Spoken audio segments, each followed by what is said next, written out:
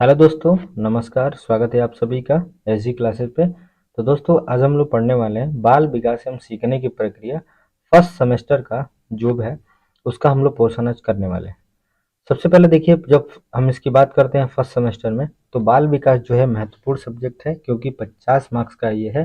तो इसमें आपको स्कोर करना बहुत ज़रूरी होता है। ठीक है। और ये क्या है, थ्योरी है, इसमें लिखना बहुत है ना। तो समझेंगे जब आप तो इसको लिख सकते हैं। चलिए हम लोग शुरुआत करते हैं सबसे पहले प्रश्न की तरफ।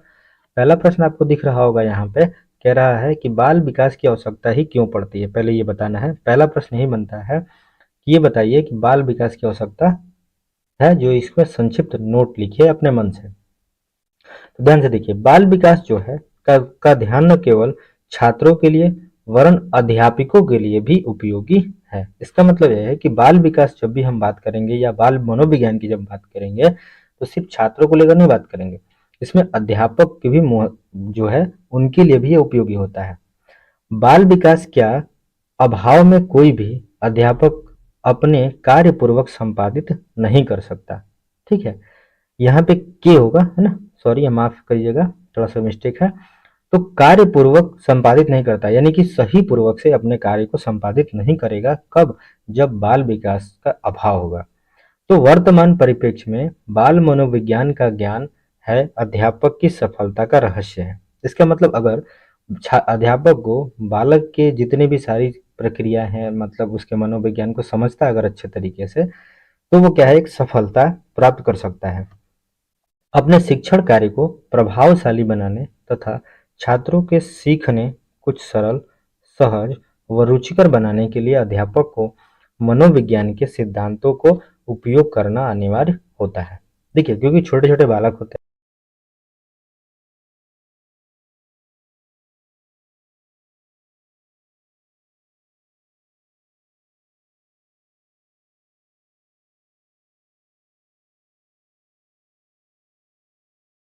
तो शिक्षक की जिम्मेदारी होती है कि अगर वो सही से बालक को पढ़ाना चाहता है, तो पहले सबसे पहले बालक के मनोविज्ञान को समझना होगा, उनके मनोदशा को समझना अवश्य होगा।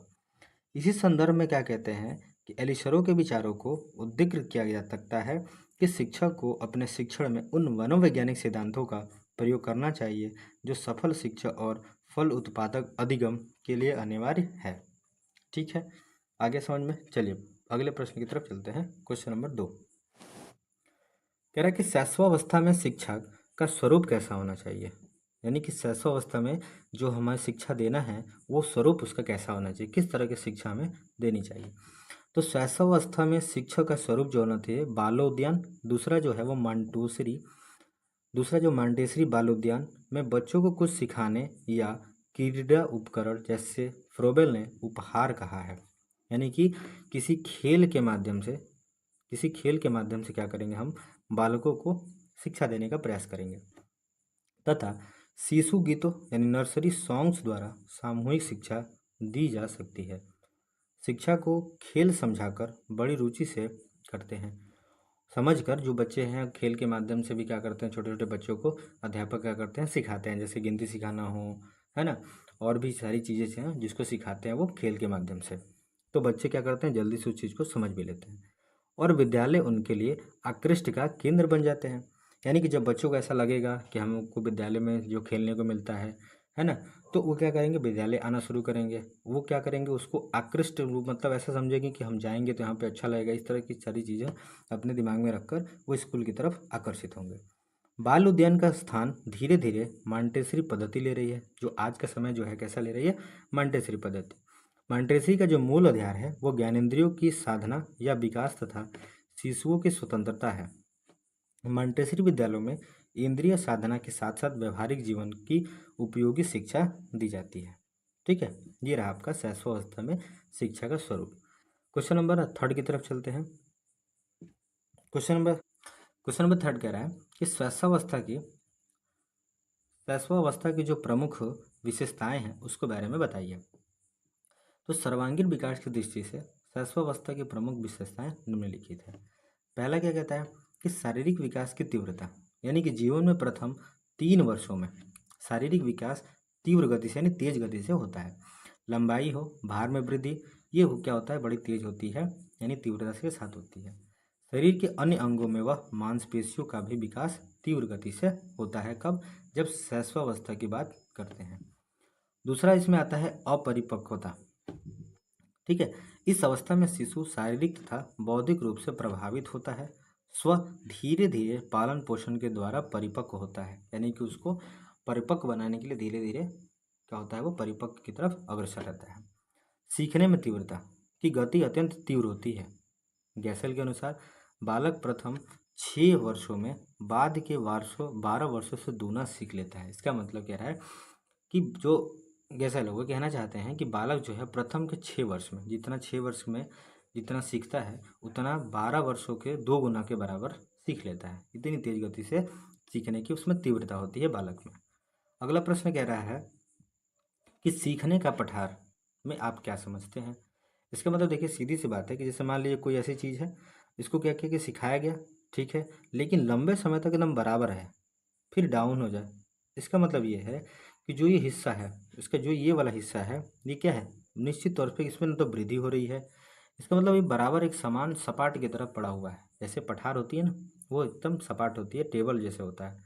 उस तरीके से स्थिति जब पढ़ाई में आने लगती है तो उसी को हम लोग सीखने में पठार के बारे में बात करते हैं। क्या कहता है कि पठार शब्द भूगोल से आया है, जिसकी परिभाषा है किसी स्थान विशेष पर स्वतः ही बना हुआ चौरस भाग, यानी कि जो ऐसा दिख रहा है ये चौरस भाग के रूप में ले लेता है। कभी कभी आपने देखा होगा कि रेगिस्तान में धूल उड़ाते उड़ते कोई स्थान काफ़ी ऊंचा हो जाता है। यह ऊंचा स्थान भूमि के भांति यदि समतल भी हो तो यह पत्थर कहेंगे। पत्थर उस समय बनता है जब परीक्षार्थी के सीखने की गति में 5वें महीने से 8वें महीने के बीच में कोई परिवर्तन ही नहीं आता हो, है ना, गति उतनी ही की उतनी बनी रहती है।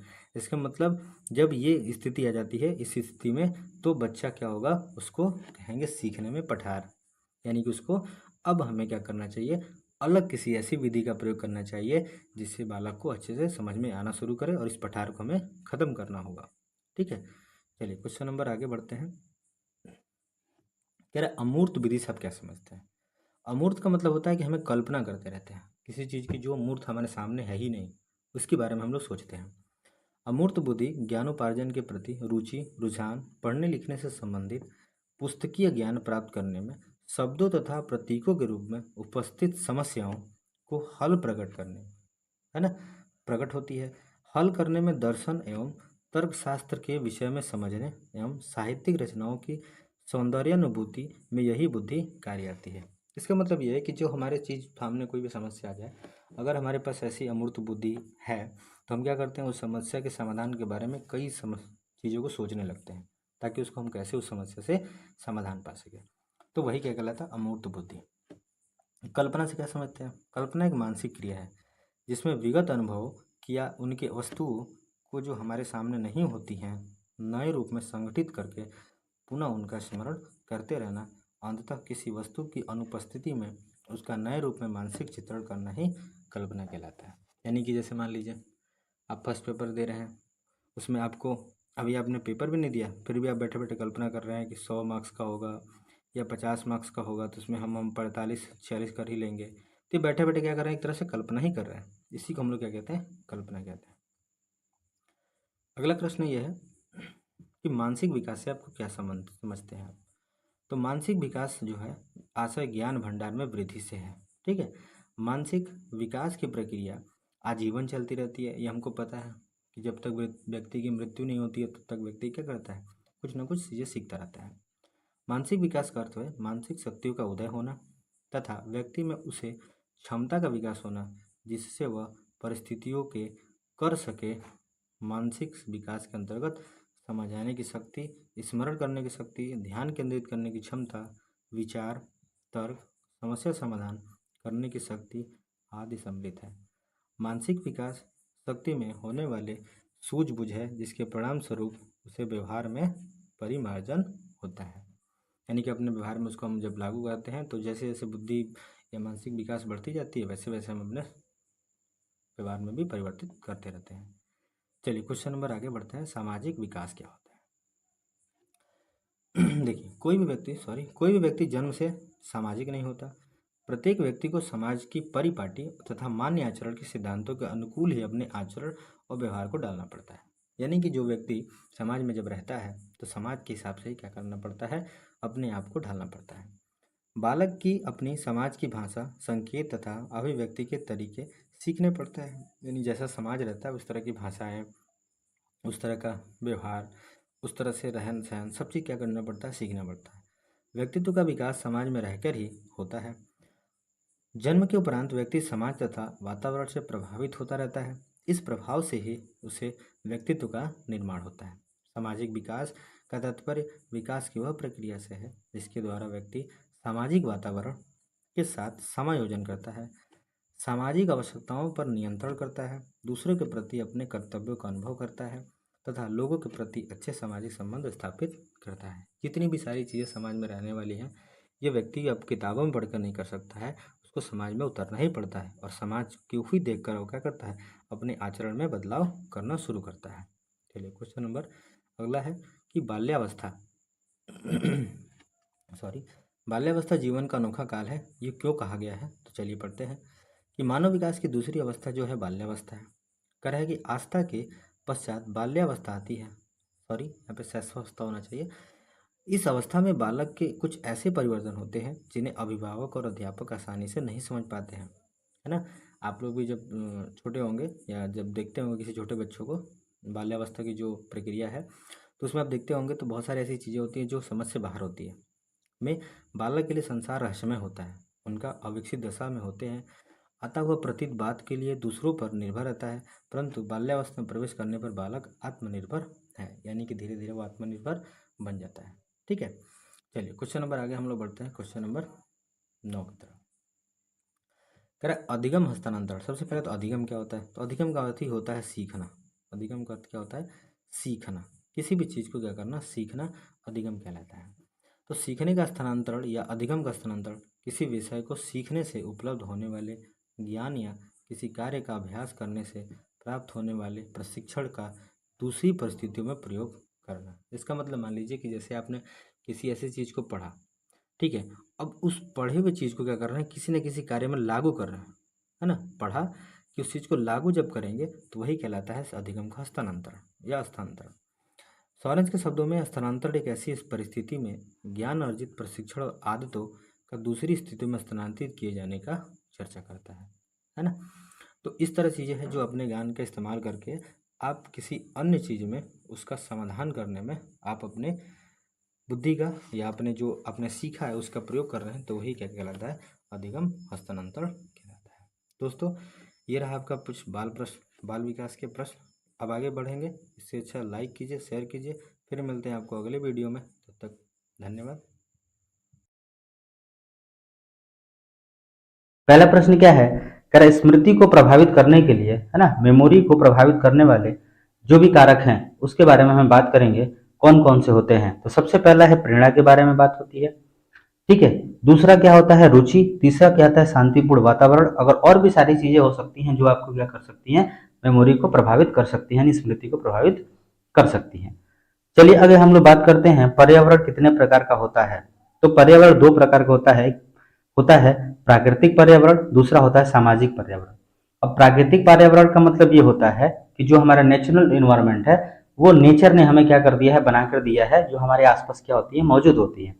लेकिन सामाजिक पर्यावरण जो है, यानी कि सोशल इन्वायरमेंट जो है, उसको हमारे समाज ने क्या किया है, उसको क्रिएट किया है, जिसमें समाज अपनी अपनी क्या करता है, नियम कानून जो भी चीजें हैं वो क्या करता है, लागू करता है। ठीक है, चलिए आगे हम लोग बात करते हैं अगले प्रश्न की तरफ। तो अगला प्रश्न देखते हैं, यहाँ से आता है कि जो ध्यान होता है ना, ध्यान से आपका क्या तात्पर्य है, अथवा ध्यान या अवधान क्या है। ये देखिए सारे प्रश्न जो है अलग अलग एग्जामिनेशन में अलग अलग तरीके से पूछा हुआ है, तो हमने इसको सभी को शामिल कर लिया है। यह कितने प्रकार का होता है, ध्यान को प्रभावित करने कारक कौन कौन से हैं, अथवा अवधान को प्रभावित करने वाले कारकों को लिखिए। ये प्रश्न 2019 में अलग अलग तरीके से क्या गया है, पूछा गया है। तो बात करते हैं ध्यान से आशय क्या है, ध्यान का मतलब क्या होता है। तो ध्यान जो होता है मन की वह प्रक्रिया है जिसमें व्यक्ति अपने मन को अधिक पदार्थों से हटाकर एक ही पदार्थ पर क्या करता है, एकाग्र करता है। इसका मतलब ये हुआ कि हम क्या करते हैं, सारी चीजों को छोड़ के सिर्फ एक चीज पे हम क्या करते हैं, कंसंट्रेट करते हैं, जब किसी एक वस्तु के बारे में हम क्या करते हैं, विचार करते हैं, उसी प्रक्रिया को हम क्या कहते हैं, ध्यान लगाना कहते हैं। ध्यान का मतलब क्या है, ये रुचि पर आधारित होता है। अब मान लीजिए किसी व्यक्ति को खेल पे रुचि है तो वो खेल से संबंधित अपनी चीजों को सोचेगा, किसी व्यक्ति को ब्रह्मांड से मतलब यानी खगोल से संबंधित चीजें हैं तो उस पर ध्यान देगा। जब किसी व्यक्ति को ध्यान किया जाता है तो उसका परिणाम अच्छा मिलता है। यानी कि अगर हम ध्यान की प्रक्रिया को अपना लें तो हमारा क्या हो जाएगा, कंसंट्रेशन जो है वो क्या हो जाएगा, अच्छा हो जाएगा, और बहुत चीजों को बहुत तेजी से हम क्या कर सकते हैं, याद कर सकते हैं। ठीक है, क्योंकि जब ध्यान करेंगे तो उसी चीज के बारे में ध्यान करेंगे जिसमें इंटरेस्ट होगा, और जिसमें इंटरेस्ट होगा तो आप आसानी से उस चीज को क्या कर सकते हैं, रिकॉल कर सकते हैं, याद कर सकते हैं। दूसरा ध्यान होता है ऐच्छिक ध्यान, जो अपने आप यानी हम अपने इच्छा के अनुसार अपना ध्यान केंद्रित करते हैं, उसे ऐच्छिक ध्यान कहते हैं। जैसे में अगर हमारा मन मान लीजिए कि कभी ब्रह्मांड के बारे में सोचने का मन हुआ, चांद के बारे में, सूर्य के बारे में, तो हम क्या करते हैं, उसी चीज के बारे में सोचने लगते हैं, उस पर ध्यान अपना क्या करते हैं, केंद्रित करते हैं। लेकिन दूसरी जो होती है अनैच्छिक ध्यान, जिसका बिना इच्छा से किसी वस्तु पर हमारा ध्यान केंद्रित हो जाता है, उसे अनैच्छिक होता है। मतलब ध्यान कहीं और लगाना चाहते हैं, हमारा ध्यान कहीं और चला जाता है, इसका मतलब वो कौन सा ध्यान हो गया, तो अनैच्छिक हो गया। यानी कि हमारे इच्छा में वो नहीं है, फिर भी क्या हो रहा है, वो ध्यान लग रहा है। अब बात आती है कि जो ध्यान होता है या अवधान होता है, उसको क्या करते हैं, उसके प्रभावित जो कारक हैं, यानी कौन कौन से ऐसे कारक हैं जो इसको प्रभावित कर सकते हैं। अच्छा ये भी देखिए, अनैच्छिक जो होता है वो अस्थायी होता है, ये कहीं से कहीं क्या होता है, ट्रेवल करता रहता है, घूमता रहता है। आगे हम लोग बात करते हैं उत्तेजना की नवीनता, नवीन वस्तुएं, नए खेल हमारा ध्यान आकर्षित कर सकते हैं। अगर मान लीजिए कि कोई नया खेल आया, उसके बारे में हम देख लिए एक बार, तो दिमाग में क्या होगा, हमारे घूमता रहता है, तो उसको हम क्या कर सकते हैं, कुछ नया चीज जब होता है हमारा ध्यान तुरंत वहां पे क्या होता है, आकर्षित हो जाता है। दूसरा क्या है, गतिशील वस्तुओं को ध्यान सरलता से जाता है, जैसे चलती हुई ट्रेन देख लिए, कोई बहुत तेजी से चल बाइक चला रहा है या कुछ भी चला रहा है, तो उस पर हमारा ध्यान क्या होता है, तुरंत चला जाता है। ठीक है, रुचि हमारी जिन चीजों में होगी, अगर मान लो संगीत से संबंधित कोई चीजें हैं तो अच्छे अच्छे गाने के बारे में सोचेंगे, है ना। अभी बताया खगोल से संबंधित कोई चीजें हैं तो हम ब्रह्मांड के बारे में सोचेंगे, खेल से संबंधित है तो खेल पे ध्यान देंगे। ये सारी चीजें क्या होती हैं, ये ध्यान को प्रभावित करने वाली होती हैं। चलिए आगे बात करते हैं। प्रश्न नंबर 4 में कह रहा है कि अल्पकालिक व दीर्घकालिक स्मृति में अंतर लिखिए। तो अल्पकालिक या उत्तर अल्पकालिक या दीर्घ स्मृति के निम्नलिखित अंतर पाया जाता है। पहला, दो तरह के हमको देखने को मिलता है, एक होता है अल्पकालिक स्मृति और दूसरा होता है दीर्घकालिक स्मृति। तो पहला हम बात करते हैं अल्पकालिक में, तो विषय तथा वस्तु का संचय क्षमता होती है ना, इसमें कम होती है। विषय और वस्तु संचय की क्षमता क्या होती है, अधिक होती है। तो यहाँ से थोड़ा सा मिस्टेक हो गया, ये यहाँ से आप पढ़िए कि विषय अथवा वस्तु की संचय क्षमता क्या होती है, कम होती है। ये आपका प्रश्न यहाँ पे ये गलत है, कम होती है। दूसरे में क्या होता है कि विषय वस्तु अथवा विषय संचय की क्षमता क्या होती है, अधिक होती है। किसमें, दीर्घकालीन में, क्योंकि ये लंबे समय तक चलती है। उत्तेजनाओं को व्यक्ति शीघ्र भूल जाता है और उत्तेजनाओं को व्यक्ति अधिक समय तक याद रखता है। जब हम लंबे समय को याद रखते हैं तो दीर्घकालीन स्मृति होती है, और जो बहुत कम समय के लिए जो होती है उसको हम अल्पकालिक स्मृति भी कहते हैं। प्रश्न नंबर 5 की तरफ बढ़ते हैं। प्रश्न नंबर 5 कहता है कि बाल विकास से प्रश्न जो है आपका देखिए बनने वाला है, क्योंकि आपका चैप्टर का नाम ही है, यानी सब्जेक्ट का नाम ही है क्या है, बाल विकास। तो पहला प्रश्न तो ये आपका बनता ही है। तो चलिए बात करते हैं बाल विकास होता क्या है। तो बाल विकास दो शब्दों से मिलकर बना हुआ है। पहला वर्ड है बाल और दूसरा क्या है, विकास, यानी कि चाइल्ड प्लस डेवलपमेंट। बाल का अर्थ हो गया बाल्यावस्था से लिया जाता है। बाल्यावस्था जो है 12 वर्ष तक के बच्चों की दूसरी अवस्था है, किंतु विकास से आशय गर्भावस्था से लेकर युवा अवस्था तक बालकों के बीच में होता है, यानी विकास से है। विकास का अर्थ क्या होता है, विकास एक ऐसी प्रक्रिया से लगाया जाता है जिसका प्रारंभ गर्भावस्था से होता है तथा जीवन पर्यंत किसी न किसी रूप में क्या रहता है, चलता रहता है। जब व्यक्ति जन्म लेता है, यानी जब जन्म लेने से पहले जब गर्भावस्था की होती है, तब से वो क्या करता है, जब तक उसकी मृत्यु नहीं हो जाती है तब तक ये विकास क्या होता है, चलता रहता है। विकास प्राणियों में पाई जाने वाली उस स्वाभाविक प्रक्रिया को कहते हैं जिसमें प्राणी गर्भावस्थान से लेकर वृद्धावस्था तक अपने क्रमिक शारीरिक तथा मानसिक परिवर्तनों से गुजरता है। अतः बाल विकास मनोविज्ञान की वह शाखा है जिसके अंतर्गत विकासात्मक दृष्टिकोण अपनाते हुए गर्भावस्था से लेकर युवावस्था तक के मानव के व्यवहार अर्थात शारीरिक व मानसिक क्रियाओं में होने वाले क्रमिक परिवर्तन, यानी कि जो लगातार परिवर्तन हो रहे हैं, जो व्यक्तिगत भी होते हैं, उनका स्वरूप, समय तथा कारण, उसमें अंतर्निहित प्रक्रियाओं का वैज्ञानिक अध्ययन किया जाता है। ये जो है बाल विकास, अगर हम सीधा सीधा समझे तो बाल विकास होता क्या है कि जो बालक होता है उसके शारीरिक मानसिक क्रियाओं को जो भी परिवर्तन हो रहा है क्रम वाइज, उसी को हम लोग क्या करते हैं, अध्ययन करते हैं, तो हमारा कहलाता है बाल विकास का अध्ययन। अब इसी में एक हरलॉक के अनुसार कहा गया कि आज बाल विकास के मुख्य रूप से बालक के रूप, व्यवहार, रुचियों एवं लक्ष्यों में होने वाले उन विशिष्ट परिवर्तनों की खोज पर बल दिया जा रहा है जो किसी एक विकासात्मक अवस्था से दूसरी विकासात्मक अवस्था में पदार्पण करते समय होते हैं। इसके अतिरिक्त बाल विकास यह खोज करने का भी प्रयास करता है कि परिवर्तन कब प्राप्त होते हैं, इसके लिए कौन कौन से कारण उत्तरदायी हैं, यह व्यक्तिगत है या सार्वभौमिक है। ये सारी चीजें जो है आप बाल विकास के ऊपर, ऐसा नहीं है कि जो इसमें लिखा है उसी के बारे में आप लिखेंगे, बस इतना पहले याद रखिए कि जो ये वाला आपका पोर्शन दिख रहा है, यहाँ से ये उत्तर और यहाँ से जो है वो, और ये जरूर लिखिएगा। उसके बाद बाकी आप यहाँ से आप ये चीजें लिख सकते हैं कि विकास जो होता है वो गर्भावस्था से लेकर जीवन पर्यंत चलता रहता है, जब तक व्यक्ति की मृत्यु नहीं हो जाती है तब तक विकास क्या होता है, चलता रहता है। चलिए आगे हम लोग बात करते हैं प्रश्न नंबर 6 की।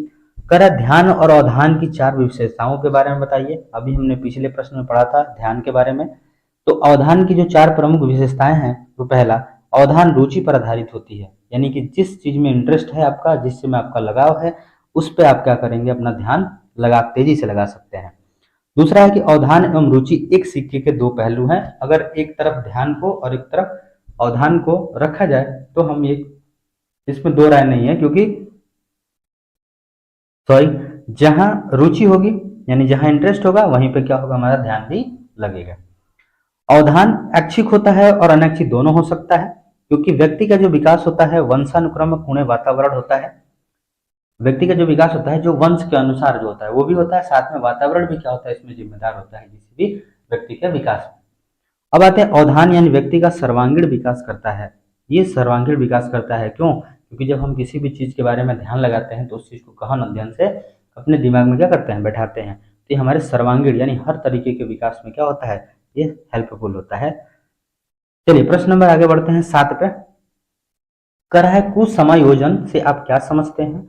तो देखिए कुसमायोजन का तात्पर्य क्या है, समायोजन में असंतुलन आ जाना। इसका मतलब बिना वजह, बिना समय, जो भी मान लीजिए कि कोई व्यक्ति है, अब जैसे ठंडी का समय है उसमें क्या कर रहा है, और सारी चीजें का जो गर्म कपड़े हैं उसका समायोजन नहीं कर पा रहा है, उसका जो है व्यवस्था नहीं कर पा रहा है। जब सर्दी बीत गई या सर्दी चली गई तब वो व्यवस्था कर रहा है, इसका मतलब क्या हो गया, वो कुसमय है, मतलब उसकी जरूरत है नहीं वहां पे।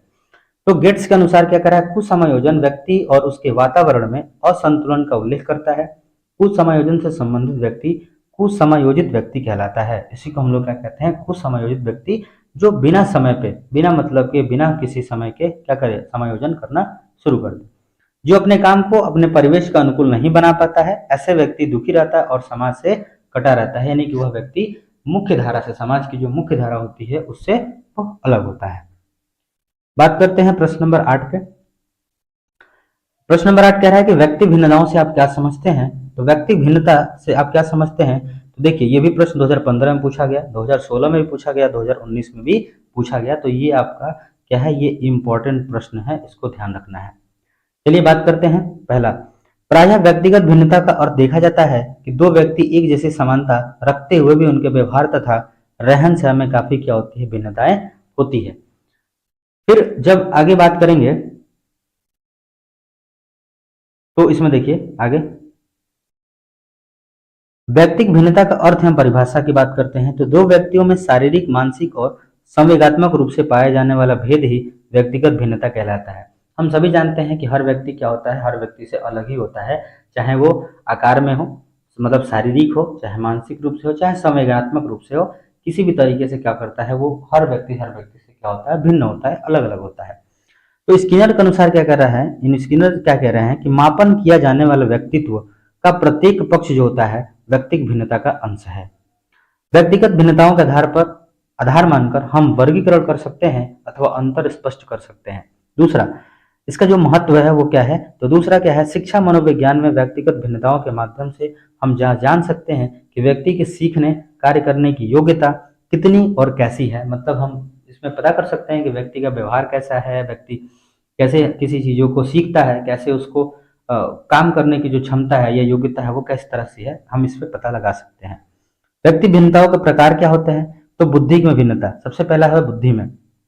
कई कक्षा में अध्ययन करने वाले बच्चे या छात्रों में कुछ सामान्य बुद्धि के, कुछ श्रेष्ठ बुद्धि के, कुछ अति श्रेष्ठ तथा कुछ जड़ बुद्धि या मंद बुद्धि के भी होते हैं, जिसमें हम लोग क्या कर सकते हैं, भिन्नताएं देखने को मिलती है। हम सभी जानते हैं कि एक विद्यालय में जितने भी बच्चे होंगे लगभग सभी का क्या होगा, दिमाग अलग अलग तरीके से काम करता होगा। कुछ ऐसे बच्चे होंगे जो बहुत जल्दी सीख जाते होंगे, कुछ बच्चे जो होंगे जो लेट से सीखते होंगे, कुछ होते हैं बहुत लेट से, यानी कई बार बताने के बाद भी क्या करते हैं, उसको सीख पाते हैं। आगे हम लोग बात करते हैं शारीरिक भिन्नता। आगे तो शारीरिक भिन्नताएं जो होती हैं वो शरीर में सुंदर सुडौल रचना, स्वास्थ्य के व्यक्तित्व प्रभावशाली हो। कुछ मोटे छोटे मोटे बच्चे होते हैं जो कुछ पतले होते हैं, कुछ लंबे भी होते हैं और कुछ मोटे बहुत ज्यादा मोटे होते हैं। तो ये भी क्या है, शारीरिक भिन्नता ही है। ठीक है, चलिए आगे हम लोग बढ़ते हैं।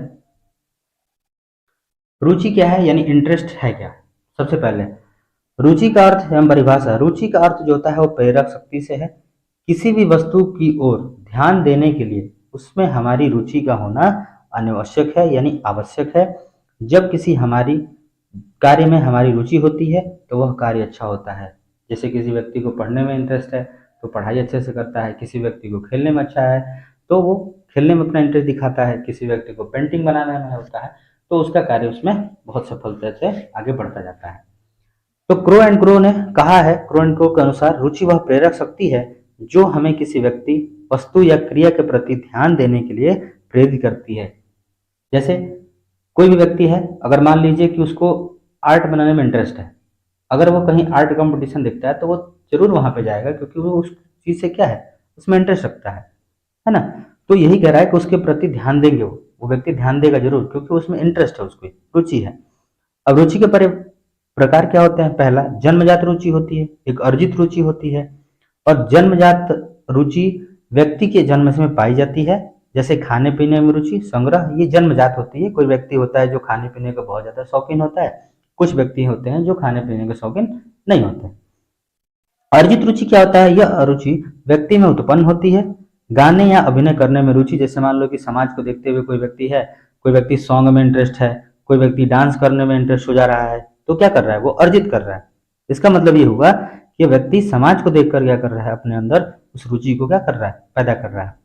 ठीक है, चलिए आगे बढ़ते हैं प्रश्न नंबर 10 की तरफ। रुचि को प्रभावित करने वाले कारक कौन कौन से हो सकते हैं? तो सबसे पहला परिवार की आर्थिक दशा। अगर जैसी आर्थिक दशा है तो बहुत सारे बच्चे क्या करते हैं, अपनी पारिवारिक स्थिति के कारण भी अपने इंटरेस्ट को, अपनी रुचि को क्या कर देते हैं, चेंज कर लेते हैं, बदल देते हैं, क्योंकि उनको पता है कि उतनी क्षमता या उतना सामर्थ्य नहीं है ताकि उनके परिवार उसको क्या करे, सपोर्ट कर पाए, तो क्या कर देते हैं, अपने इंटरेस्ट को बदल देते हैं। अभिभावकों का अनुचित व्यवहार भी इसमें शामिल है। ध्यान पर केंद्रित न होना, विद्यालय का कठोर वातावरण, नीरस व कठिन पाठ्यक्रम और व्यवहार, शिक्षकों का अनुचित व्यवहार, ये सारी चीजों से बहुत सारे लोग क्या करते हैं, अपने इंटरेस्ट को क्या करते हैं, या तो दबा कर रख लेते हैं या तो उससे क्या कर देते हैं, अलग हो जाते हैं। ठीक है, बिना इंटरेस्ट के भी लोग क्या करते हैं, अपने कामों में लगे हुए हैं, क्योंकि ये सारी चीजें उसके लिए क्या है, जिम्मेदार है। चलिए आगे बढ़ते हैं प्रश्न नंबर 11 की तरफ। जीन पियाजे तथा ब्रूनर ने बौद्धिक क्षमता को कितने भागों में विभाजित किया था? तो उन्होंने 4 भागों में विभाजित किया था। पहला है इंद्रजनित गामक अवस्था, पूर्व संक्रियात्मक अवस्था, मूर्त संक्रियात्मक अवस्था और चौथा अमूर्त संक्रियात्मक अवस्था। और ब्रूनर जो थे उन्होंने बौद्धिक क्षमता को 3 भागों में विभाजित किया। पहला क्रियात्मक अवस्था, प्रतिबिंबात्मक अवस्था और संकेतात्मक अवस्था। इन्होंने बौद्धिक क्षमता को अलग अलग तरीके से विभाजित किया था। चलिए प्रश्न नंबर 12 की तरफ चलते हैं। प्रश्न नंबर 12 क्या कह रहा है कि केंद्रीय प्रवृत्ति का अर्थ बताइए। तो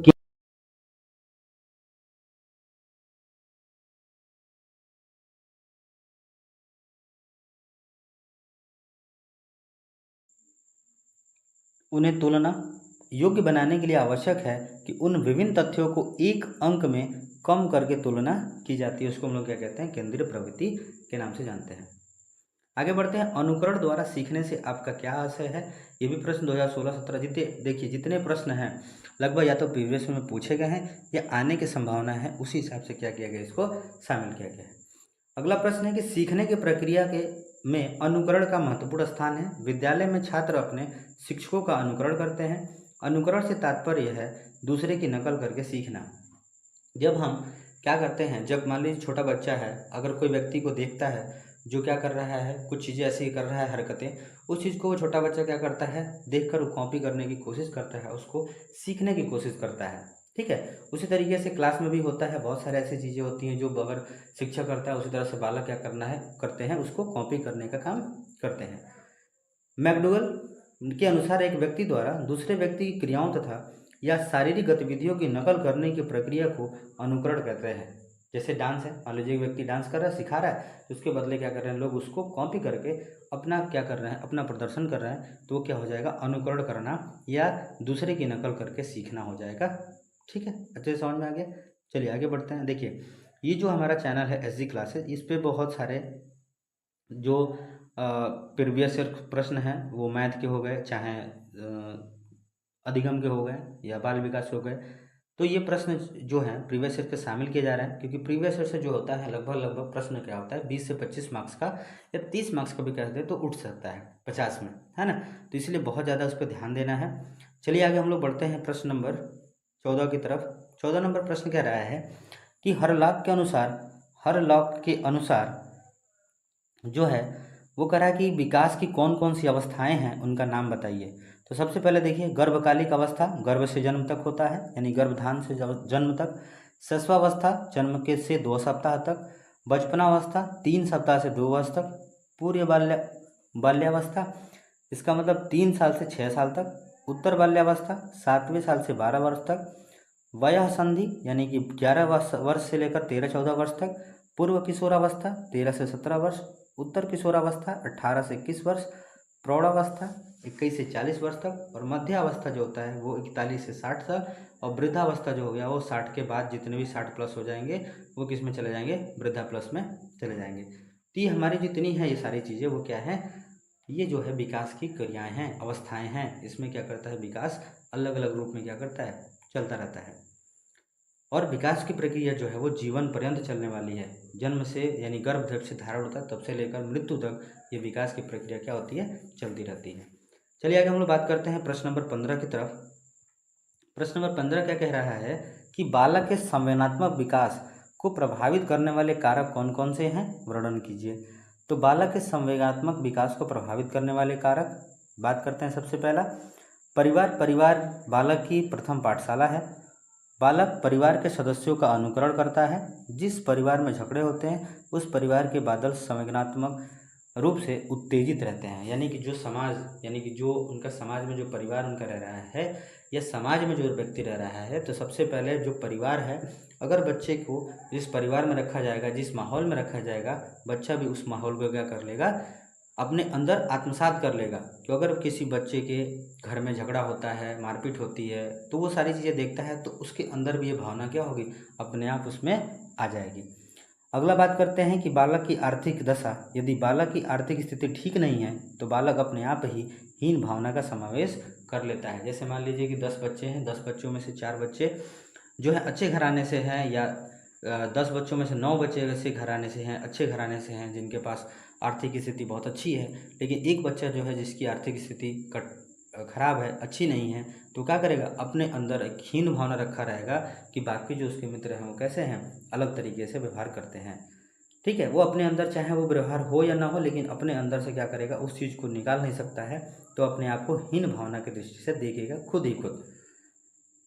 अध्यापक शिक्षक की बालक के संवेदनात्मक विकास पर विशेष प्रभाव पड़ता है। यदि अध्यापक अधिक क्रोधित होकर बोलता है तो बालक भी उसका अनुकरण करता है। ठीक है, आगे बालक के स्वस्थ बालकों के संवेदनात्मक विकास की स्थिरता होती है। अस्वस्थ बालक अपने संवेगों पर नियंत्रण कम रख पाते हैं और वे क्रोधी स्वभाव के हो जाते हैं। ऐसे बालक जो स्वास्थ्य से या मानसिक रूप से या किसी भी शरीर से शारीरिक रूप से क्या होते हैं, जब थोड़ा सा डिस्टर्ब होते हैं, परेशान होते हैं, तो वो क्या करते हैं, अधिक क्रोधी स्वभाव के हो जाते हैं, चिड़चिड़ा टाइप हो जाते हैं। आगे हम लोग बात करते हैं प्रश्न नंबर 16 की। प्रश्न नंबर 16 कह रहा है कि बाल निर्देशन का महत्व बताइए। तो बाल निर्देशन महत्व पहला है, बाल निर्देशन से शिक्षकों की बालकों की क्षमता की जानकारी मिलती रहती है। बाल निर्देशन के माध्यम से शिक्षकों को बालक की रुचियों की जानकारी मिलती है। बाल निर्देशन के माध्यम से शिक्षक बालकों की में व्यक्तिगत समस्याओं का समाधान कर सकता है। बाल निर्देशन की सहायता से शिक्षक जो होता है बालकों को अनुशासित ढंग में रख सकता है। ये सारी चीज़ें क्या हैं, बाल निर्देशन से महत्व है। आगे बढ़ते हैं प्रश्न नंबर 17। क्या है, सीखने सिखाने की तथा विद्यालय व्यवस्था के संदर्भ में समुदाय के सक्रिय सदस्यों का अभिप्रेरणा में योगदान बताइए, या सीखने में समुदाय का क्या महत्व होता है। अब देखिए, समुदाय का मतलब जो हो गया हमारे आसपास समाज जो मौजूद है, जो विद्यालय के आसपास जो मौजूद है, तो उसमें उसकी क्या होता है महत्वपूर्ण भूमिका, वो लोग क्या निभाते हैं। पहला, समुदाय बालकों में नैतिक तथा सामाजिक मूल्यों को विकसित करता है। समुदाय बालक के शारीरिक विकास पर समुचित ध्यान देता है। समुदाय के सहयोग से विद्यालय का वातावरण अच्छा बना रहता है। समुदाय में बालक को आत्म प्रकाशन तथा आत्म विश्लेषण का अवसर मिलता है। ये सारी चीज़ें जो होती है वो समुदाय के महत्व है। आगे बढ़ते हैं प्रश्न नंबर 18 पे। कह रहा है कि बाल विकास के संदर्भ में सामाजिक विषय या सामाजिक विकास से आपका क्या तात्पर्य है, ये भी प्रश्न पूछा हुआ है। मानसिक विकास का अर्थ होता है बालक का सामाजिकरण प्रक्रिया परिवार में ही आरंभ होता है। परिवार के सदस्य जैसा व्यवहार करते हैं बालक भी वैसे ही व्यवहार का अनुकरण करता है। अभी हमने पिछले प्रश्न में देखा था कि अगर किसी व्यक्ति द्वारा या किसी बच्चे के घर में अगर झगड़ा होता है तो उसी तरह बालक क्या करता है, सीखने की कोशिश करता है। बालक में सामाजिक विकास होना अत्यंत आवश्यक है। बालक में सामाजिक विकास के लिए बालकों के माता पिता की आर्थिक स्थिति, विद्यालय का वातावरण, माता पिता का दृष्टिकोण तथा बहुमूल्य योगदान देते हैं। ये सारी चीज़ें अगर अच्छी हैं तो बच्चा अच्छा होगा। अगर ये सब में से कोई भी एक चीज़ क्या होती है, डिस्टर्ब होती है, तो बच्चा भी क्या हो जाएगा, डिस्टर्ब होगा। अगला बात करते हैं सृजनात्मक क्या है, सृजनात्मक क्षमता को विकास कैसे किया जा सकता है। तो देखिए, सृजनात्मकता से आशय क्रो एंड क्रो के अनुसार क्या कह रहा है कि सृजनात्मक मौलिक परिणामों को अभिव्यक्त करने की एक मानसिक प्रक्रिया है। यानी कि कोई भी चीज़ होती है उसको हम लोग क्या करते हैं, एक अलग ढंग से, अलग तरीके से क्या करते हैं, क्रिएटिव रूप से हम क्या करते हैं, उस चीज़ को दिखाने की कोशिश करते हैं या बनाने की कोशिश करते हैं। बालकों में सृजनात्मक का विकास कैसे होगा, तो बालकों में सृजनात्मक का विकास करने हेतु आवश्यक है कि उनके शिक्षक भी सृजनात्मक प्रवृत्ति के हों। यानी कि जो भी शिक्षक अलग अलग ढंग से बच्चे को कभी खेल के माध्यम से, कभी किसी के और के माध्यम से बच्चे को कुछ सिखाते हैं, तो बच्चे के अंदर भी क्या होती है, वो भावना जगती है कि वो भी कुछ सीख सके, वो भी अपने व्यवहार में परिवर्तन ला सके और साथ में क्रिएटिविटी करने की क्षमता को ध्यान में रखता है। अब बात करते हैं, दूसरे शब्दों में कहा जा सकता है कि अध्यापक सहित साहित्य, कला, विज्ञान आदि क्षेत्रों में विभिन्न सृजनात्मक कार्य प्रस्तुत करके अपने छात्रों की सृजनात्मक अभिवृत्ति को प्रोत्साहित करने का समर्थ होना चाहिए। अध्यापकों को चाहिए कि वे छात्रों के कार्यों की प्रशंसा करें तथा सृजनात्मक कार्यों के प्रति उनकी आत्मविश्वास भरे। यानी कि उन सब चीज़ों के बारे में बात करें जो बालकों को एक अच्छे सोच की तरफ आगे बढ़ाता है, जो बालकों के क्रिएटिविटी माइंड को क्या करता है, विकसित करने में सहायता देता है। बालकों को जैसे प्रोत्साहित करना, उनको अच्छे ढंग से तरीके से सिखाना, ताकि वो आगे चलकर अपने चीज़ों को अलग ढंग से क्या करें, प्रस्तुत कर सके। चलिए आगे हम लोग बात करते हैं प्रश्न नंबर 20 की। प्रश्न नंबर 20 क्या कह रहा है, परिपक्वता का परिभाषित कीजिए। यानी ये होता क्या है। परिपक्वता का अर्थ एवं परिभाषा, परिपक्वता वह स्थिति है जिसमें वह शारीरिक पूर्णता को प्राप्त कर लेता है। सामान्यतः 25 वर्ष की आयु परिपक्वता की आयु मानी जाती है। इस अवधि में शरीर अपनी पूर्णता को प्राप्त कर लेता है और मस्तिष्क का पूर्ण विकास हो जाता है। बोरिंग के अनुसार क्या कहते हैं कि परिपक्वता गौण विकास है जिसका अस्तित्व सीखी जाने वाली क्रिया या व्यवहार के पूर्व होना आवश्यक है। सीखने में परिपक्वता प्राप्त होते ही स्वाभाविक रूप से व्यक्ति की समझ का विकास हो जाता है और शीघ्र ही सीख जाता है। देखेंगे जैसे जैसे बालक वृद्धि करता जाता है, बढ़ता जाता है, उसका वृद्धि और विकास होता जाता है, तो धीरे धीरे बहुत सारी चीज़ जो होती हैं अपने आप वो सीखता जाता है, समाज में रहने लायक अपने आप को बना लेता है और ढाल लेता है।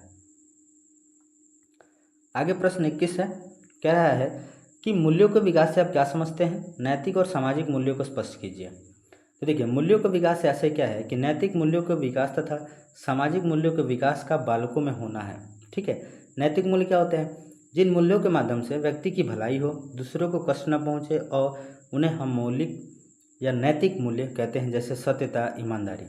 सामाजिक मूल्य क्या होते हैं, समाज में ही व्यक्ति जन्म लेते हैं और उसी में उसका विकास होता है। यदि व्यक्ति के अंदर समाज में रहते हुए दूसरों के सहयोग करने देने की आदत का विकास हो गया तो उसे सामाजिक मूल्य कहा जाता है, क्योंकि सामाजिक तौर पर व्यक्ति क्या कर रहा है, एक दूसरे व्यक्ति की सहायता कर रहा है। बच्चों में नैतिक मूल्यों तथा सामाजिक मूल्यों को विकास करने की जिम्मेदारी उनके परिवार तथा विद्यालय की है, क्योंकि परिवार भी इसमें क्या होता है, शामिल होता है और साथ में विद्यालय भी इसके लिए जिम्मेदार होता है।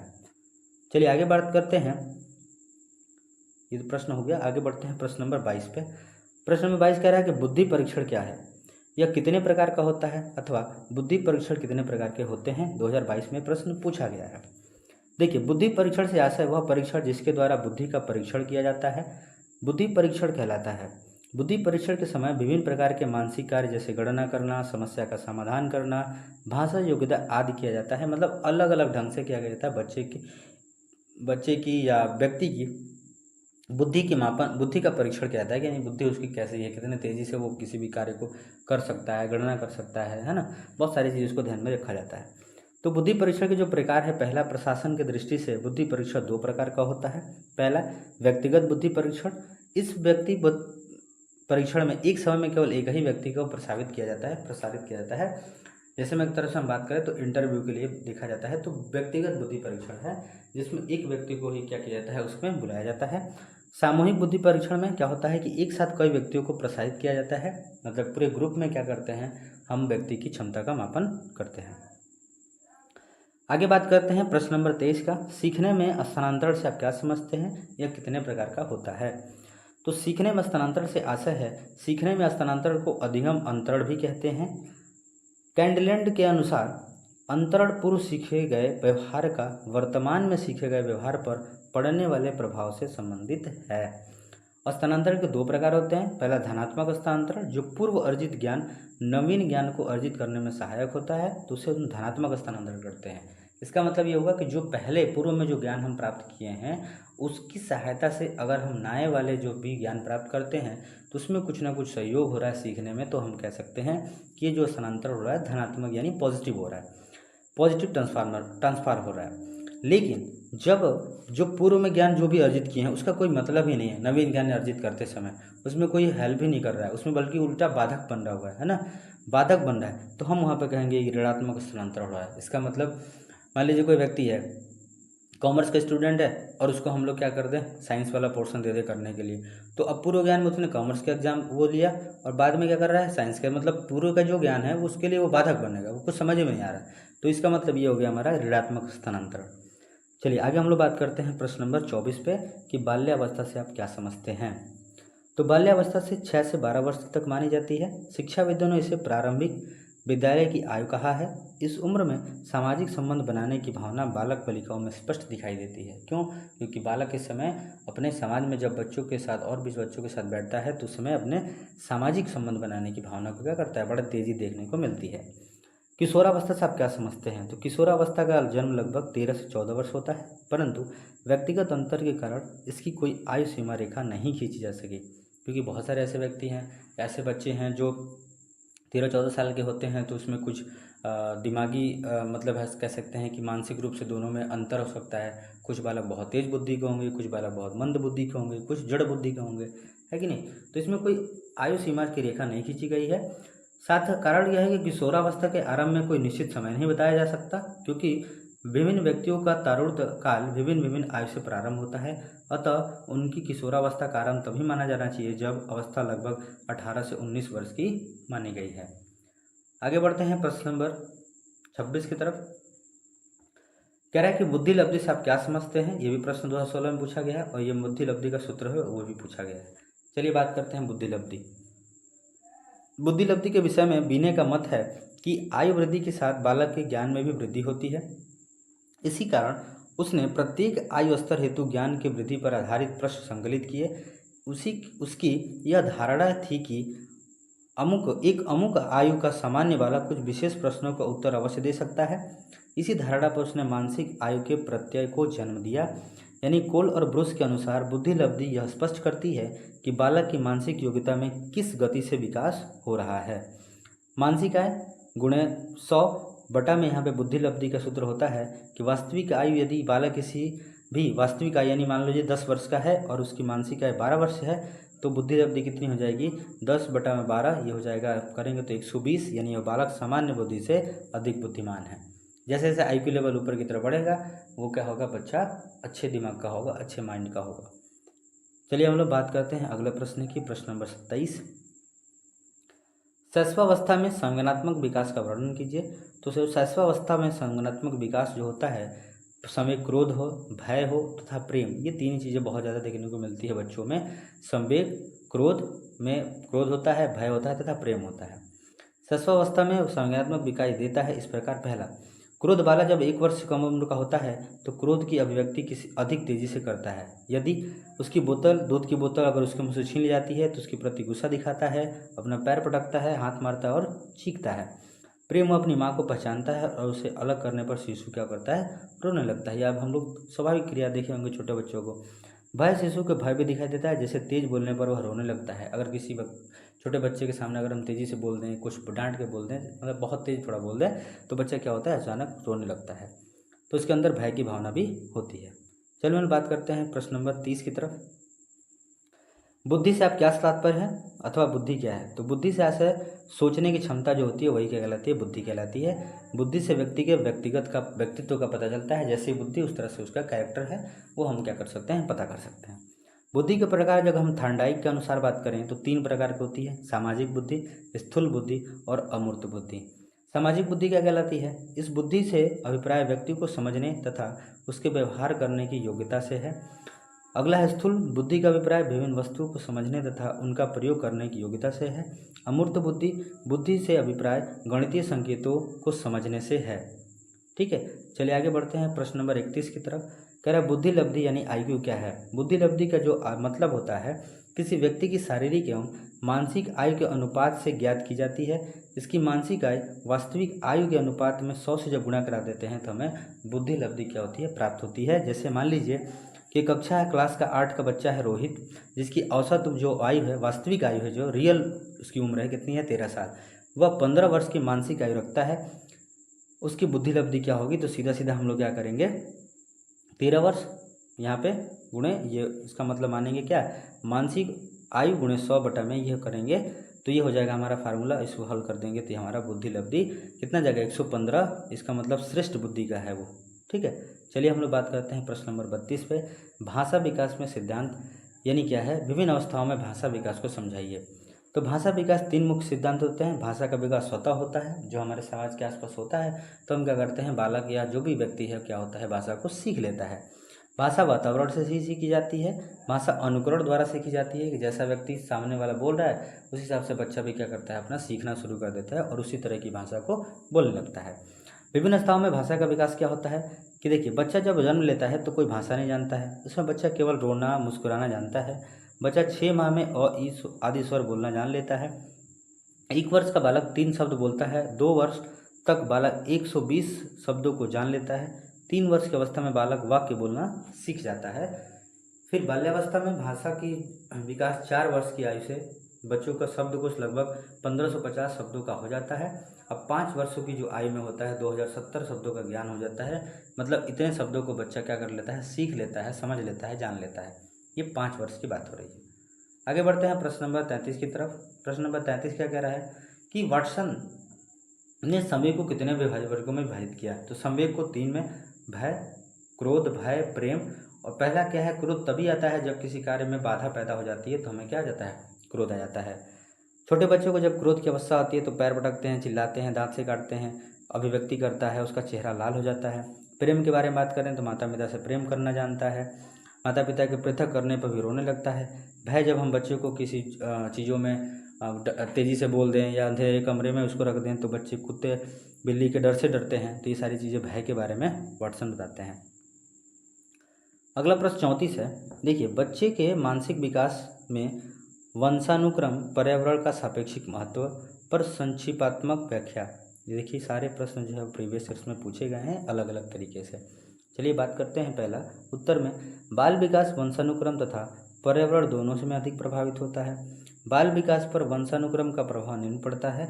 बच्चों की बुद्धि वंशानुक्रम निश्चित होती है। बच्चों की मूल शक्तियों का प्रमुख कारण वंशानुक्रम होता है। बच्चों में माता पिता की विशेषता एक पीढ़ी से दूसरे पीढ़ी तक स्थानांतरित होती रहती है। बच्चों का स्वभाव, वर्ण एवं कद वंशानुक्रम द्वारा निर्धारित होता है। बच्चों का शारीरिक गठन और शारीरिक की बनावट उनके वंशजों पर निर्भर करती है। अच्छा, उसके प्रभावित करने वाले जो कारण है, देखियो, बच्चों को अच्छे वातावरण में रखने से बच्चों की बुद्धि प्रखर होती है। अच्छे वातावरण में रखने से बच्चों का मानसिक विकास अच्छा होता है। बच्चों में सामाजिक विकास का वातावरण का प्रभाव पड़ता है। बच्चों के संवेदनात्मक विकास पर वातावरण का भी प्रभाव पड़ता है। बच्चों में शारीरिक विकास पर वातावरण का प्रभाव पड़ता है। यानी कि अगर हम कहें तो पूरी तरीके से वातावरण जो होता है वो क्या होता है, जिम्मेदार होता है एक बच्चे के लाइफ में। ठीक है, चलिए आगे हम लोग बढ़ते हैं प्रश्न नंबर 35 पे। ये जो है बहुत महत्वपूर्ण है। ये पावलोव के द्वारा संबंधित प्रतिक्रिया, इस अध्ययन का शिक्षा में महत्व बताइए। पावलोव के संबंध में प्रतिक्रिया सिद्धांत क्या है, इसके बारे में बताइए। तो पावलोव ने संबंध प्रतिक्रिया के सिद्धांत का प्रतिपादन किया। इन्होंने सबसे पहले उद्दीपन और अनुक्रिया के संबंध को अनुबंध के द्वारा व्यक्त किया। पावलोव का प्रयोग क्या था कि प्रयोग एक कुत्ते पर किया। उन्होंने भूखे कुत्ते को भोजन दिया, ठीक है, जिससे भोजन को देखकर कुत्ते की लार टपकने लगी। पावलोव ने बताया, क्योंकि भोजन देखकर लार टपकती है इसलिए वह स्वाभाविक प्रक्रिया है। क्योंकि लार टपकना क्या है, स्वाभाविक प्रक्रिया है। तो पावलोव ने जब जब कुत्ते को भोजन दिया तब तब घंटी बजाई, है ना। यह क्रिया लगातार कई दिनों तक चली। कुछ दिन के बाद पावलोव ने केवल घंटी बजाई और कुत्ते को भोजन नहीं दिया, फिर भी उसके मुख से लार टपकने लगी। पावलोव ने बताया, चूँकि कुत्ते का भोजन नहीं दिया गया और केवल घंटी सूखकर इसके मुख से लार टपकने लगी, इसलिए यह अनुबंधित प्रक्रिया है, क्योंकि लार टपकने का संबंध घंटी की ध्वनि से हो गया। दूसरे शब्दों में, कुत्ता भोजन के लिए घंटी की ध्वनि से अनुबंधित हो गया। ठीक है, शिक्षा के में अगर हम इसको देखें तो पहला, समस्त शिक्षण अनुक्रिया अनुबंधित अनुक्रिया है। यह कई वर्षों तक चलता रहता है। ठीक है, इस सिद्धांत के द्वारा बालकों में अच्छे व्यवहार, अनुशासन की भावना का विकास किया जा सकता है। इस सिद्धांत का समूह का निर्माण में अधिक महत्व होता है। इस सिद्धांत से बालकों में भय संबंधित उपचार किया जा सकता है। तो इन्होंने, अगर कोई पूछे कि ये बताइए संबंधित प्रक्रिया किसके प्रतिपादन किया है, तो उन्होंने पावलोव ने किया था। चलिए आगे हम लोग बात करते हैं, अभिप्रेरणा क्या है, मोटिवेशन क्या है। अभिप्रेरणा का प्रायः पद्धतियों का उल्लेख कीजिए। तो अभिप्रेरणा से क्रियाशीलता प्रकट होती है। अभिप्रेरणा में शारीरिक व मनोवैज्ञानिक दशाएं हैं जो किसी कार्य करने के लिए प्रेरित करती हैं। पहला, आवश्यकता आविष्कार की जननी है, यह हम जो सभी जानते हैं। जब जब आवश्यकता पड़ी है तब तक लोगों ने आविष्कार भी किए हैं। यह बालकों एवं वयस्कों में पाई जाने वाली प्रवृत्ति है।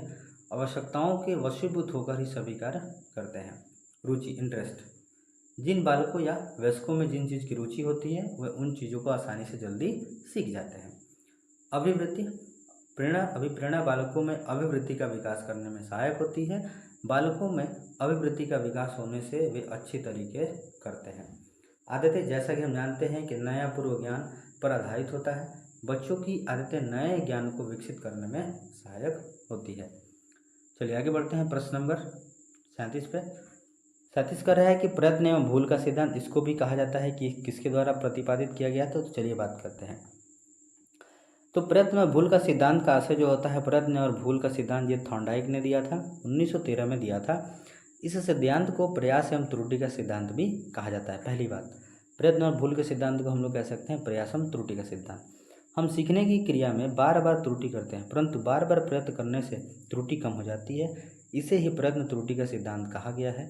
थॉर्नडाइक ने अपने प्रयोग के लिए एक भूखी बिल्ली का चुनाव किया। सबसे पहले उन्होंने क्या किया कि सर्वप्रथम इस प्रयोग में थॉर्नडाइक ने भूखी बिल्ली को एक पिंजरे में बंद कर दिया। उन्होंने पिंजरे के बाहर एक प्लेट में मछली का टुकड़ा रखा। पिंजरा चारों तरफ से बंद था और उसमें दरवाज़ा लगा था।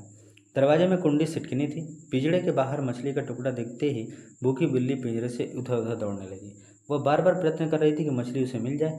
अचानक भूखी बिल्ली का पैर उछला और सिटकिनी लीवर पर पड़ा और बिल्ली बाहर निकली तथा मछली का टुकड़ा प्राप्त कर लिया। इस बार बार बार प्रयत्न करने से बिल्ली जो थी दरवाज़ा उसने खोलना सीख गया।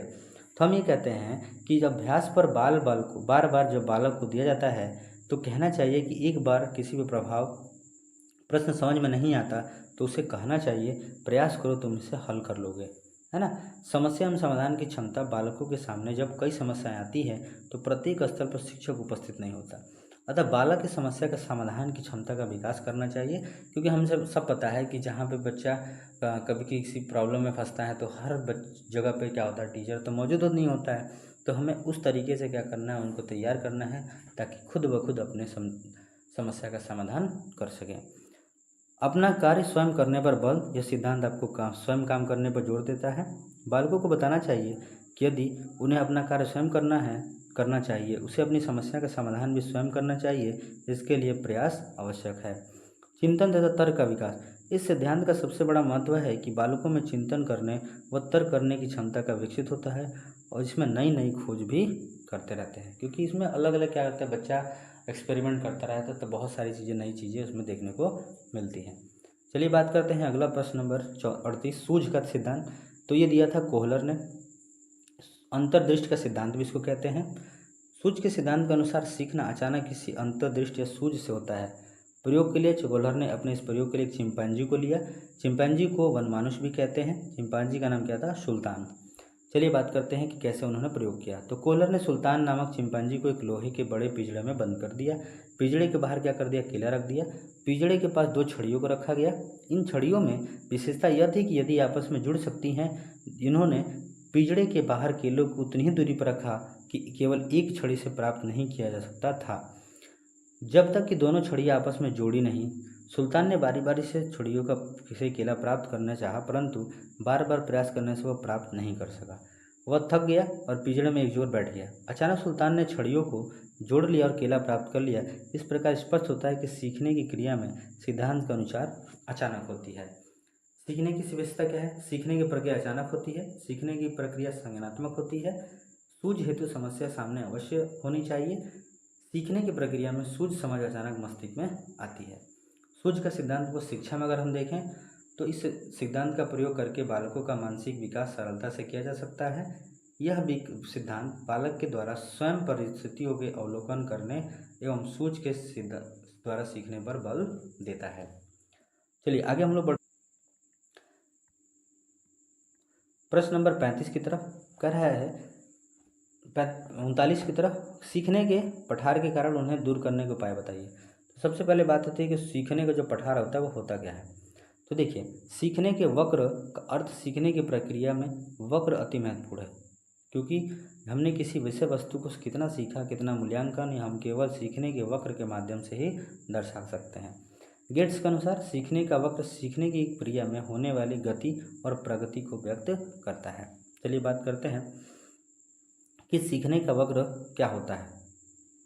तो देखिए 3 प्रकार का होता है। पहला, धनात्मक उन्नति सूचक वक्र, यह सीखने की क्रिया में वृद्धि व्यक्त करता है। ऋणात्मक, इसमें सीखने की स्थिरता, मतलब एकदम स्थिर ऐसे सीखी गई है जो चीज़ है। सीखने वाला, ये पहला वाला जो है क्या हो रहा है, सीख रहा है यानी बढ़ रहा है, ये ग्राफ ये सीधे स्थिर होता है। और मिश्रित यह वक्र व्यक्त करता है कि सीखने की गति धीमी हुई फिर तेज हुई, मतलब ये जिगजैग ऐसे चल रहा हो, मतलब कभी बढ़ी कभी घटी, इस तरह से हो रहा है। इस प्रकार स्पष्ट है कि सीखने का वक्र उन्नति या अवलोकन को प्रदर्शित करता है। सीखने में जो पठार होता है, इसका मतलब ये होता है कि जैसे मान लीजिए कोई चीज़ हमने सीखा, फिर ये ऐसे कंटिन्यू बहुत दिनों तक चली, फिर ऐसे ये डाउन हो गई, इसका मतलब ये इसी पे क्या है, रुकी हुई है। तो इसी को हम लोग क्या कहते हैं, सीखने में पठार। मंद या समाप्त होना है, सीखने का पठार कहते हैं। दूसरे शब्दों में सीखने की प्रक्रिया का अवनति होना सीखने का पठार कहलाता है। सीखने के पठार हम देख सकते हैं कि बहुत से बालक पढ़ाई छोड़कर किसी कारण दुकान पर कार्य करते हैं तथा बहुत से बालक पढ़ाई के नामांकन करा लेते हैं और विद्यालय नहीं जाते हैं। रेक्स के अनुसार सीखने में पठार तब आते हैं जब व्यक्ति सीखने की अवस्था में पहुंचकर दूसरों में प्रवेश करता है, यानी दूसरे में प्रवेश करता है। सीखने का पठार कारण क्या है। पहला, त्रुटिपूर्ण विधि का प्रयोग करके गलत विधि अपनाकर बालकों को अरुचि उत्पन्न करना और पठार बनने में लगता है। यानी कि कोई ऐसे मान लीजिए कोई सब्जेक्ट है जिसको अच्छे से समझ में नहीं आ रहा, फिर भी हम गलत तरीके से बच्चों को समझाएं तो भी क्या होगा, पठार उत्पन्न करने के लिए जिम्मेदार है। आगे हम लोग बढ़ते हैं प्रश्न नंबर 40 कि अभिप्रेरणा किसे कहते हैं। अभी हमने पढ़ा था कि अभिप्रेरणा मोटिवेशन कैसे कहते हैं। तो अभिप्रेरणा सीखने की प्रक्रिया का सब अंगीकरण। अभिप्रेरणा किसी कार्य को प्रारंभ करने तथा उसे पूर्ण करने की शक्ति प्रदान करती है। अभिप्रेरणा से ही सीखने के व्यक्ति अभिप्रेरित होते हैं। तो मैकडूगल ने कहा था कि अभिप्रेरणा वह शारीरिक तथा मनोवैज्ञानिक दशा है जो कार्य करने के लिए प्रेरित करती हैं। अभिप्रेरणा के दो प्रकार की होती है, एक होता है दैहिक और दूसरा होता है अर्जित। फिर वह व्यक्तिगत अभिप्रेरणा, सामाजिक अभिप्रेरणा का जब महत्व बात करते हैं तो सीखने की प्रक्रिया में अभिप्रेरणा एक सहायक अंग है। शिक्षकों को चाहिए कि बच्चों के उज्ज्वल भविष्य के लिए उन्हें सदा प्रोत्साहित करें। बच्चों के लिए शिक्षकों को चाहिए कि नकारात्मक अभिप्रेरणा, दंड, अपमान आदि न दें, यानी कि कोई भी ऐसा नकारात्मक चीज़ें न दे जिससे बालक को हानि हो या बालक को किसी भी तरीके से चाहे मानसिक चाहे शारीरिक रूप से कष्ट हो। दूसरा, रुचि एवं अभियोगिता का विकास। अभिप्रेरणा में बालकों को किसी कार्य या ज्ञान प्रति उन अभियोगिता के विकास होता है, यानी जैसे इंटरेस्ट है उसी हिसाब से हमें क्या देना चाहिए, उनको शिक्षा देना चाहिए या अभिप्रेरणा देना चाहिए। मार्गदर्शन, अभिप्रेरणा के माध्यम से शिक्षक बालक का सर्वांगीण विकास कर सकता है। शिक्षक बालक हेतु पथ प्रदर्शक होता है। मान्यताओं का विकास होता है, तो शिक्षा का उद्देश्य बालकों में ऐसी मान्यताओं का विकास करना है जिससे वह एक अच्छे नागरिक बन सके। अभिप्रेरणा विधियाँ, कक्षा में अभिप्रेरणा किस प्रकार प्रभावशाली करती है, इसका निर्णय अनेक प्रभावकारी प्रतिकारक करते हैं। अभिप्रेरणा की प्रमुख विधियाँ, आवश्यकताएं। आवश्यकता आविष्कार की जननी है। बालकों में ही नहीं वरन सभी वर्ग के लोगों में यह प्रवृत्ति होती है कि आवश्यकता से वशीभूत होकर ही कार्य करते हैं, यानी जब जब आवश्यकता होती है तब तक व्यक्ति अपने कार्य करना शुरू कर देता है। रुचि, जिस पाठ का कार्य या कार्य में बालक की रुचि होती है उसे बहुत शीघ्र से सीख लेता है, ये हम सबको पता है। अब कहते हैं चार स्रोत कौन कौन से थे, तो है आवश्यकता, चालक, उद्दीपक और प्रेरक। ये सारे अभिप्रेरणा के प्रमुख स्रोत हैं। दोस्तों, ये हो गया आपके 40 क्वेश्चन जो है, और ये आप मेरे चैनल को लाइक कीजिए, शेयर कीजिए, और भी सारी चीज़ें ऐसे आपको देखने को मिलेंगी जो आपको बहुत ज़्यादा हेल्पफुल होंगे। तो चलिए दोस्तों, धन्यवाद। फिर मिलते हैं आपको अगले वीडियो में एक नए सब्जेक्ट या नए तरीके से। तब तक के लिए धन्यवाद।